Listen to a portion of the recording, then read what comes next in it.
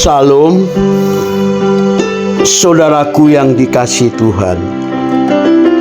Alkitab sudah mengingatkan dengan jelas, yaitu orang-orang yang tidak mendapatkan bagian dalam kerajaan Tuhan, yaitu orang-orang yang akan dibinasakan, yaitu kriteria manusia yang akan terbuang dalam lautan api, karena orang-orang ini tidak layak untuk mendapatkan bagian dalam kerajaan Tuhan.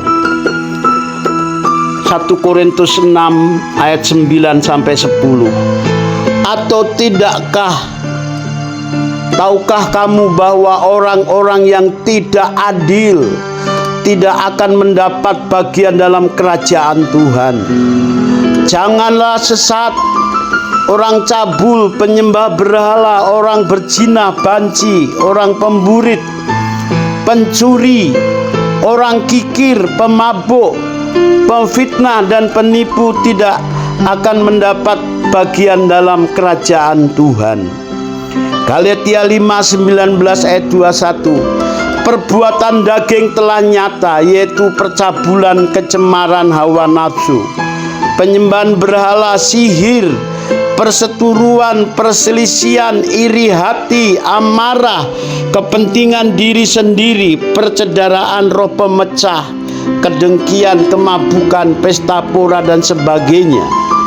Terhadap semuanya itu kuperingatkan kamu seperti yang telah kubuat dahulu, bahwa barang siapa melakukan hal yang demikian, ia tidak akan mendapatkan bagian dalam kerajaan Tuhan. Saudaraku yang dikasihi Tuhan, ini Alkitab sudah mengingatkan jelas kriteria tipe manusia yang melakukan itu tidak akan mendapatkan kerajaan Tuhan, yaitu orang-orang yang tidak menerima anugerah keselamatan, juga mereka yang hidup di dalam daging. Roma 8 ayat 5-8. Sebab mereka yang hidup menurut daging memikirkan hal-hal yang dari daging, mereka yang hidup menurut roh memikirkan hal yang dari roh. Karena keinginan daging adalah maut, tetapi keinginan roh adalah hidup dan damai sejahtera. Sebab keinginan daging adalah perseteruan terhadap Tuhan,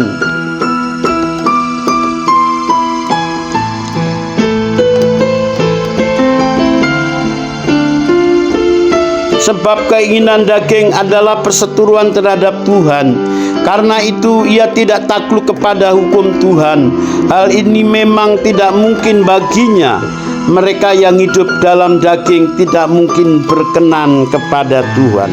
Orang-orang yang tidak berkenan, yaitu orang-orang yang mengikuti keinginan daging segala hawa nafsunya, mereka akan menyesal di akhir perjalanan hidupnya.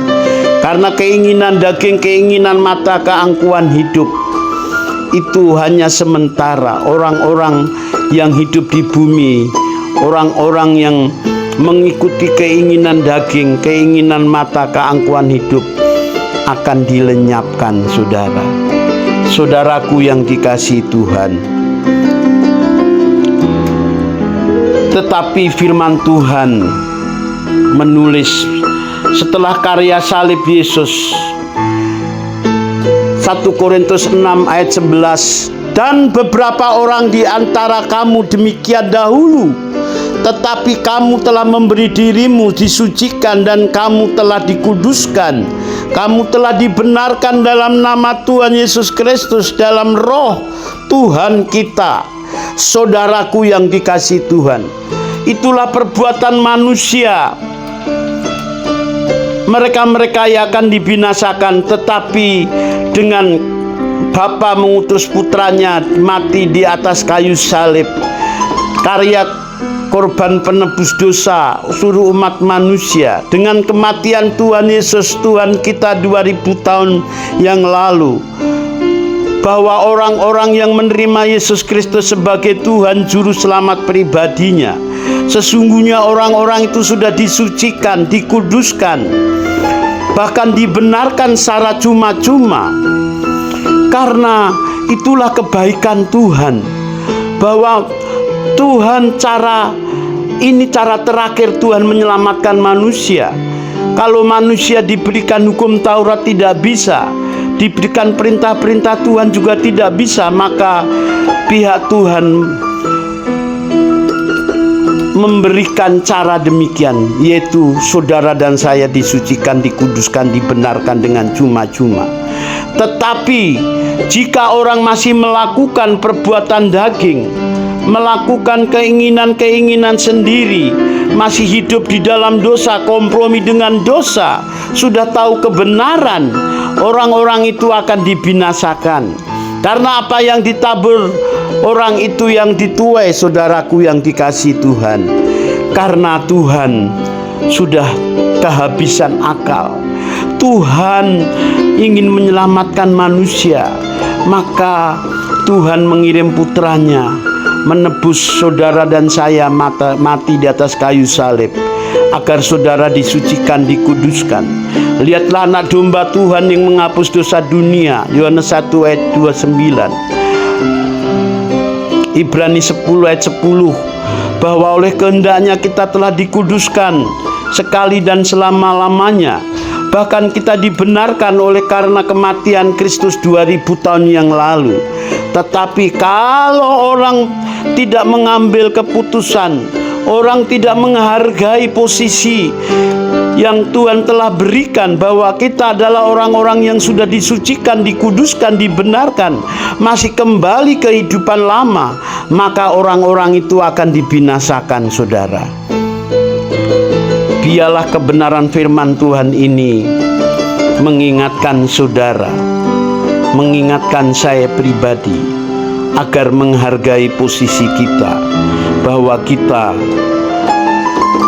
sesuai Korintus 6 ayat 11, bahwa kita telah disucikan, dikuduskan, dibenarkan oleh darah Yesus, agar kita hidup di dalamnya, agar kita selalu mengingat apa yang Tuhan sudah lakukan, apa yang Tuhan sudah perbuat 2000 tahun lalu demi keselamatan kita. Maka Dia mau mati, mau menjadi rela, menjadi manusia, menjadi korban penebus dosa. Dengan demikian saudara diselamatkan. Itulah kebaikan, kebesaran kasih Tuhan. Biarlah kebenaran firman Tuhan ini memberkati saudara. Salam, terima kasih.